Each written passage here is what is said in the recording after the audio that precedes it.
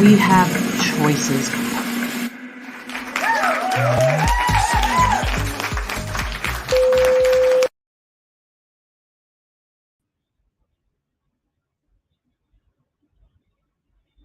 Hi, everybody. Helen from Positive Space here. Today, I'm going to talk to a former guest. She's here again tonight, Christina Mathieson Segura. And aside from being one of the most successful real estate people on Long Island, more importantly, she is a breast cancer survivor. Christina went through, she went through chemotherapy, a double mastectomy, and also reconstructive surgery. And during this journey, she decided to record all of it, which quite frankly, I think was very brave. Okay. So what's happening tonight is we're going to talk about her documentary, why she did it, why and where she wants it to go. And I think the people involved up there are Deborah, Nikki, Lori, myself, and Christina. And the 5 of us are all breast cancer survivors. So I would like to introduce my guest, Christina Mathieson Segura. Hey, Christina. Hi, Helen. Hi, how are you today? I'm great. How are you? I'm good. Thank you so much. First of all, I want to talk about what inspired you to do this, because I know when I was going through my treatments, I think you were very brave to just let it all out. So what inspired you to do it? Well, when I first got diagnosed, I had so many questions, and what I really wanted to know, we've talked about it, in the past, where everybody has a different reaction. It's usually not good. Society teaches us that the worst words you could ever hear is that you have some form of cancer. It's something that none of us want to hear. So we immediately go to the really dark, negative place of, am I going to die? I'm not ready to die. I don't want to go through this. It's just a bad thing. And I started to look for, number one, information on what was my journey going to look like? What was going to happen? So I met with the surgeon, who was wonderful, Dr. Melissa Fana in Bayshore at the Imbert Cancer Center. And she told me it was going to be basically a year of my life. And in that year of my life, I was going to have chemo. I didn't know about the radiation because that happened on the tail end. I would have surgery, but I didn't know about all the details. Like, what was my quality of life going to be like? What was it like to get chemo? What was it like to have the surgery? What was going to lead up to it? How was I going to feel? How was my family going to be? Like, a million questions. So really what I needed to do was to speak to women that had gone through it, women that got diagnosed with breast cancer, the same as me, the same as you, came out on the other side, and they were okay. I just wanted to know that I was going to be okay. And I wanted to have that firsthand experience, really, I guess, secondhand, like, what was their experience? So one of the women that I ended up connecting with was Lori Zabrocki, who's in the documentary. And she was very forthcoming, gave me lots of info. When I asked her about chemo, she said it was doable. So she didn't say it was nothing, and she didn't say it was awful. She gave me enough inspiration that she did it, other women did it, and she was okay. So, I couldn't find that. And I thought, well, if I'm a pretty resourceful, relatively intelligent woman, if I can't find this somewhere, other women that are about to go through this, because as we know, 1 in 8 women on Long Island in particular get diagnosed with some form of breast cancer in their lifetime, which is a horrible statistic. If I can't find these resources, I can't go through this journey for nothing. I'm going to document it so I can help the next person. So that's really why I had to do it. How often did you document it? Just on your treatment days or on your days off when you were home? Did you do it every day? How often did you work on it? I did videos usually, at 5 or 6 in the morning when everybody else was asleep. I knew that it was important to share my feelings and, like, the rawness of it. I didn't want it to be some fake or phony thing. Lord knows the pictures are not, they're not beautiful. They're not the images that I wanted as a businesswoman to be out in the world. But I think that this mission is way more important than what I look like with no hair like that. Like, this is way more important. There are going to be women that are going to go through this, that are going to have this look, right? We're going to have either the scarf or the hat or whatever it is that we have. And you need to identify with other women that went through the same thing and know that their hair's going to grow back. To know that they're okay, that they're, here I am, I'm sitting in my office, I'm back to work, I'm thriving, I'm great. That was me with crazy silver haired wig. I had fun with the wigs for like 5 minutes. And then it was like, okay, I don't like the wig anymore. But it's funny you say that. I was a baseball cap girl or a wig girl. I tried the scarves and they just didn't work. There you have it, right there. I was a baseball cap girl. I didn't want to go with the scarves because I felt like that would make me look like a cancer patient. And even though I thought of myself as I was working on a project. It was like the breast cancer project. I never really thought while I was going through it that I was sick.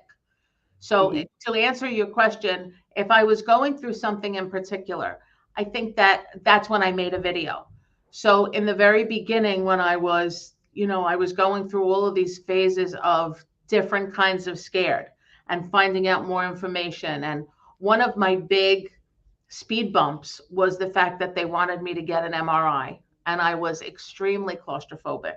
So I tried everything and couldn't get it. The odd thing that I thought was, and we talk about this in the documentary, you can get pictures on Mars, but my boobs are right here and you couldn't get a great picture of it. I don't understand. You have to put me through a tube.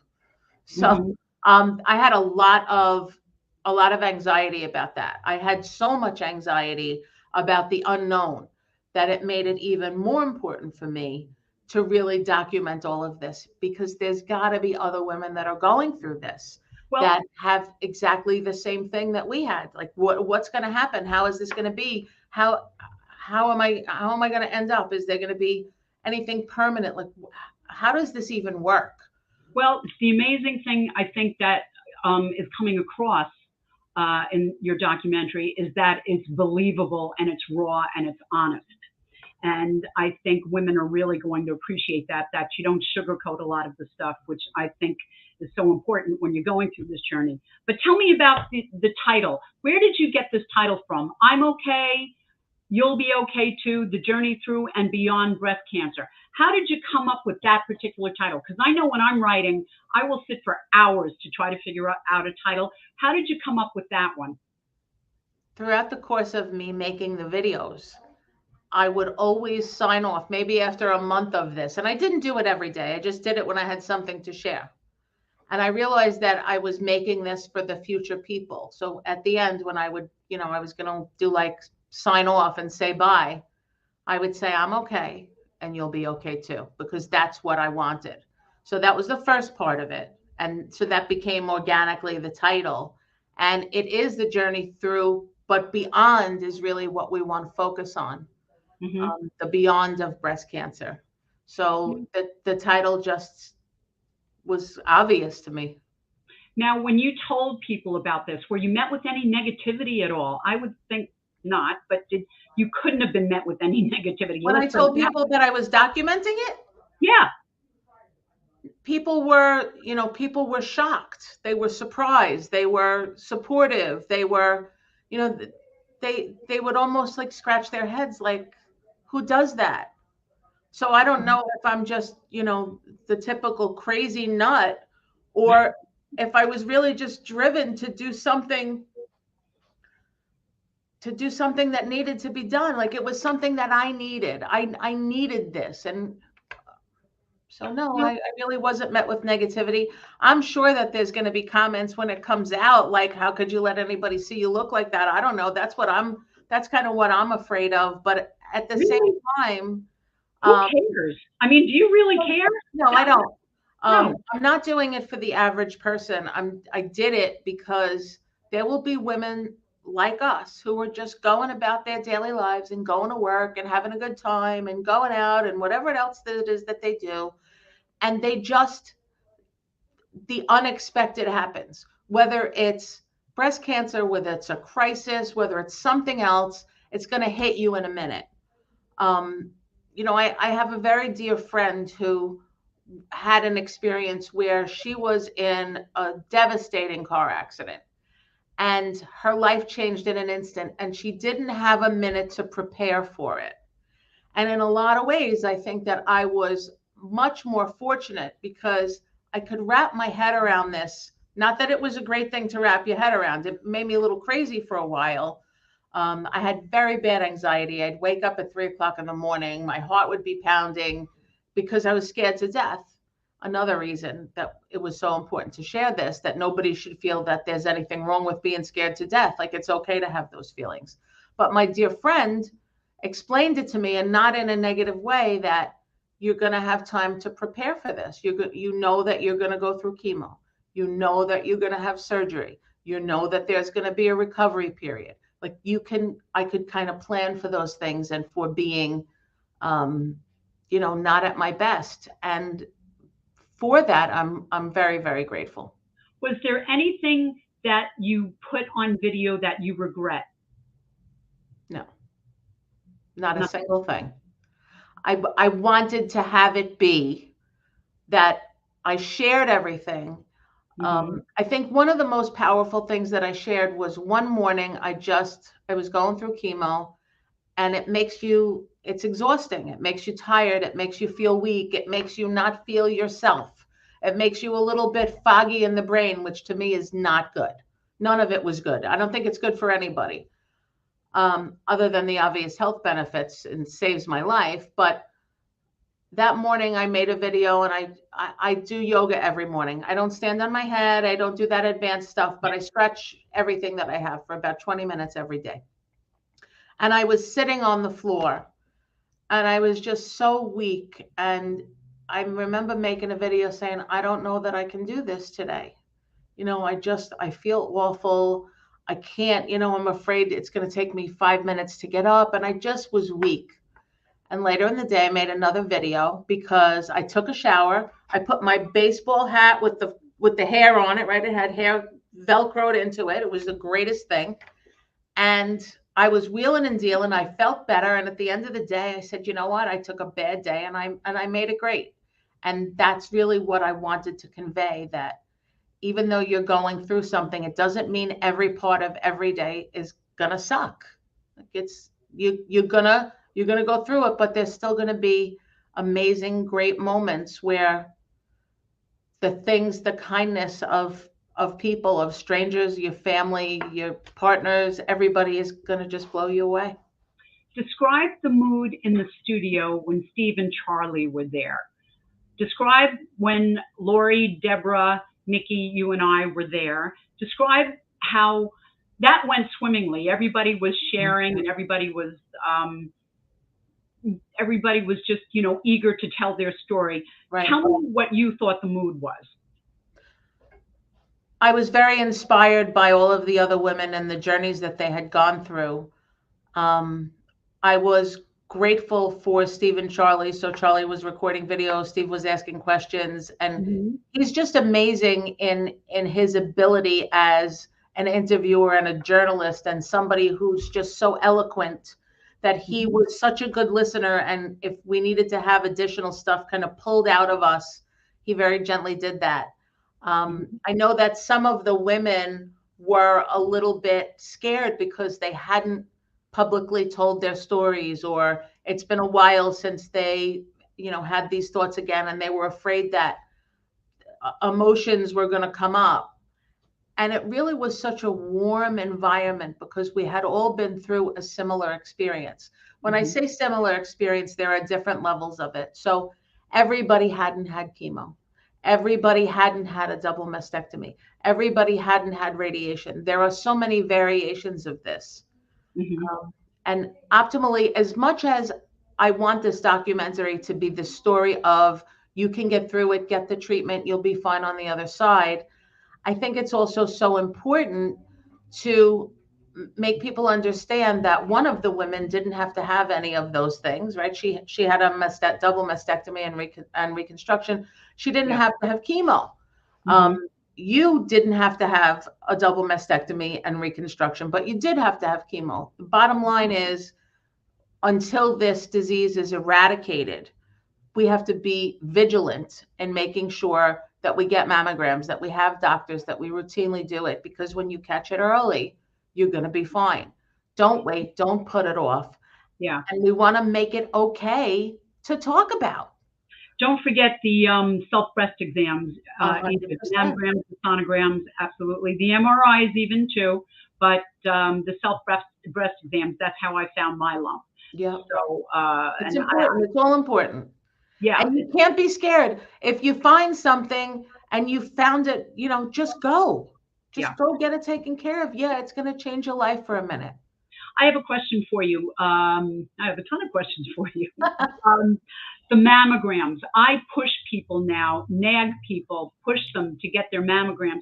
Have you find, since you've gone through this experience, that you do the same thing? I really kind of nag people. I've gotten 3 people to go for their mammograms. All good, thank God. But do you find that as well now, that you kind of push the self-care a little bit more?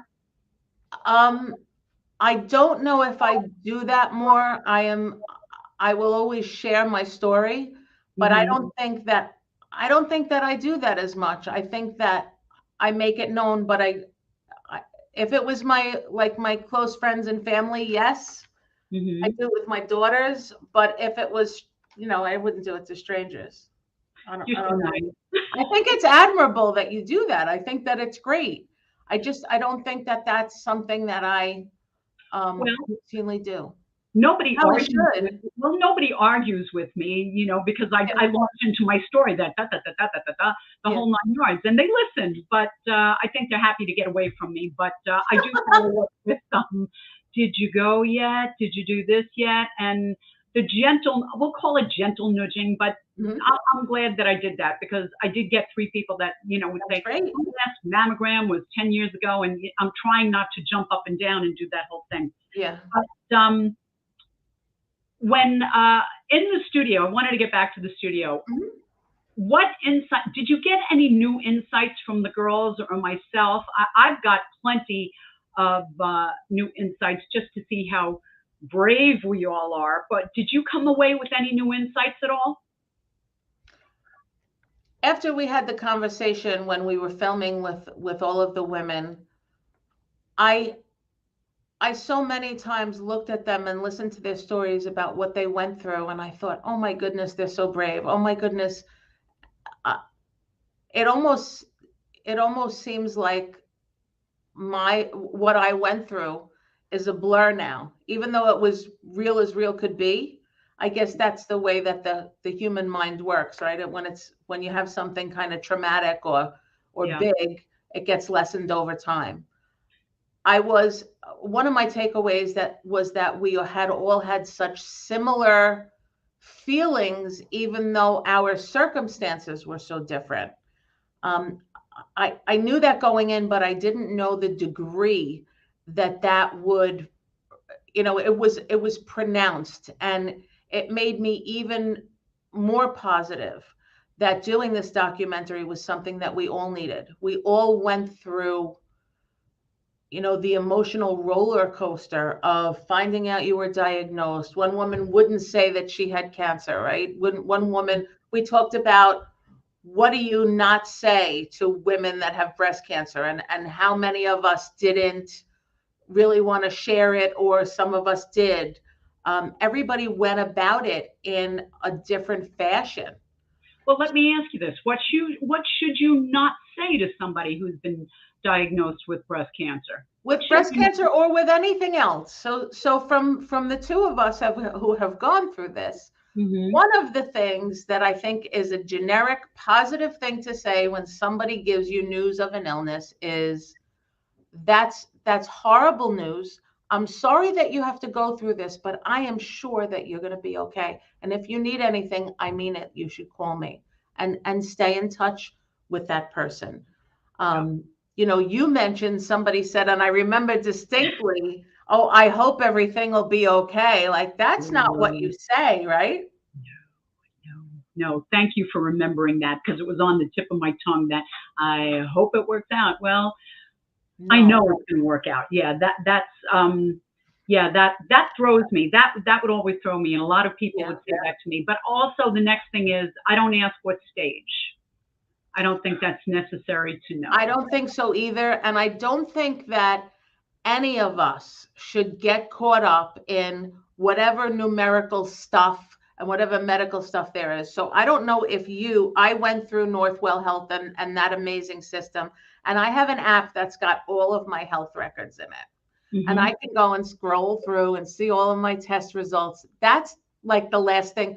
Here's looking on WebMD as the worst thing you should do. The next thing is joining Facebook groups where people have nobody else to talk to and their situation is nothing like yours, and participating in that negativity and so on and so forth, right? So going into that app and getting into the weeds of what's going on, I personally chose to leave that to the medical community, who I adored, who took amazing care of me, the nurses, the doctors, everybody. But I chose to stay out of that, because if I started to read it and there was a word I didn't understand, I would immediately Google it, and that takes you to dark places.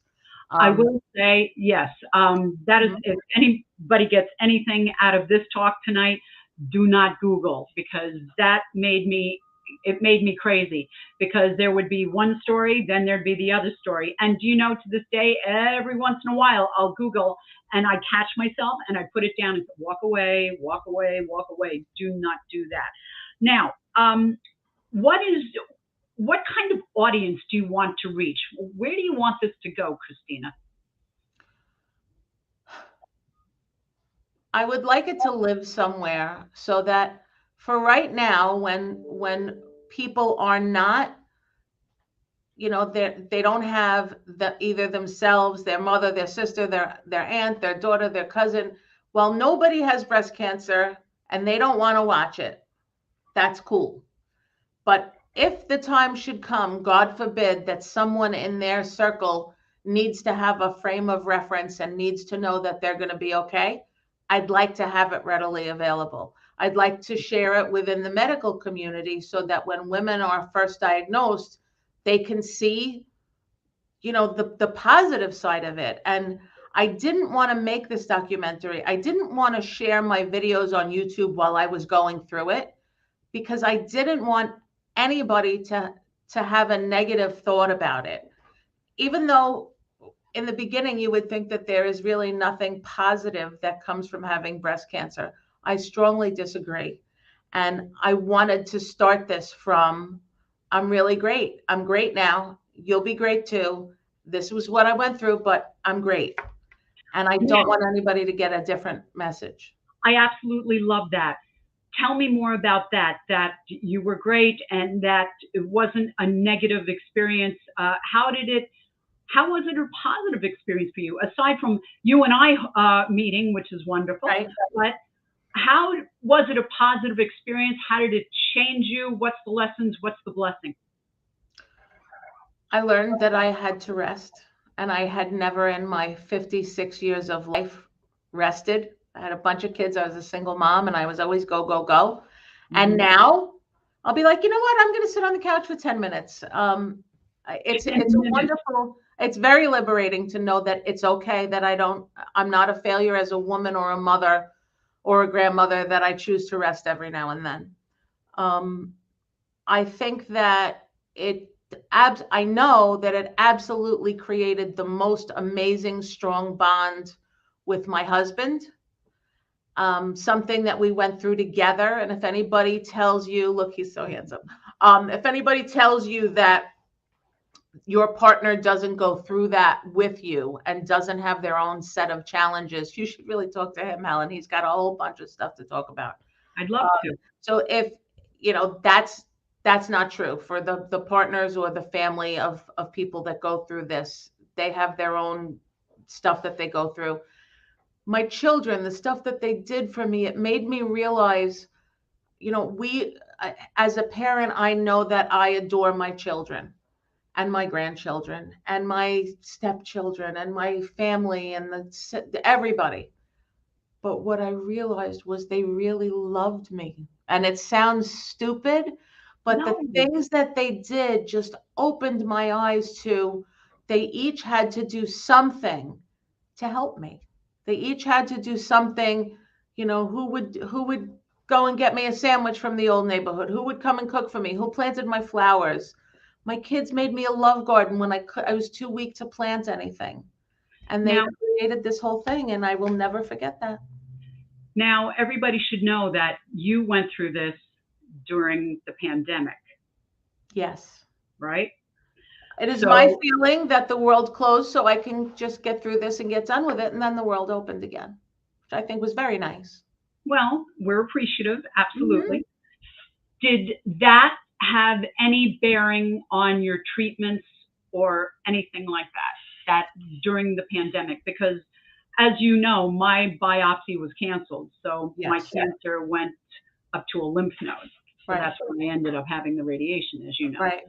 But did that have any bearing on your treatments at all? The only bearing that it had on my treatment was that everything that I went through, I had to do alone. So when I went for chemo, I had to go alone. And it used to be that you could have somebody go with you, because oftentimes you're there for a number of hours. And I honestly have to say that other than me, being scared to death, I probably would have been much more of a pansy if I would have brought somebody with me. Like, I would have been more weepy. I think I was braver by myself. Okay, we have 1 minute to go. When's this coming out? Tell us all about it. When's it coming out? October of this year. I don't know where it's going to be. It's definitely going to be part of the Chapters Network, and we're just finishing up the final touches of it. And it'll be released somewhere. At least it will be online, and I hope it gets in everybody's hands that needs it. Absolutely. Christina, as usual, outstanding. Thank you very, very much. And we'll see you all next week, everybody. Thanks. Helen, thank you so much. Bye. Bye. See you next week.